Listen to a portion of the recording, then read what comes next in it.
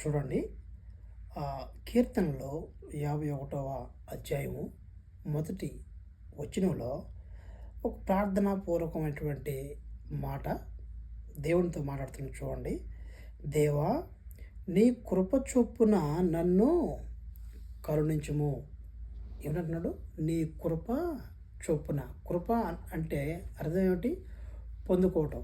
అందుకే కదా చాలామంది వారి జీవితాలలో అద్భుతమును చూసినప్పుడు, అద్భుతాన్ని వాళ్ళ కళ్ళారా చూసినప్పుడు ఏముంటుంది అంటే, దేవుని యొక్క కృప, ఇదిగో మా జీవితంలో ఇది జరిగింది.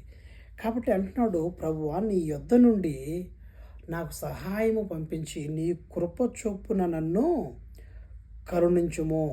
నీ వాత్సల్యము బాహుల్యము చొప్పున నా అతిక్రమములను తుడిచివేయి. నీ కృప నన్ను వేడకుండా సహాయం చేయమంటున్నాడు. అలాగే మునుపు నేను ఏ పాపములైతే, ఏ దోషములైతే నీకు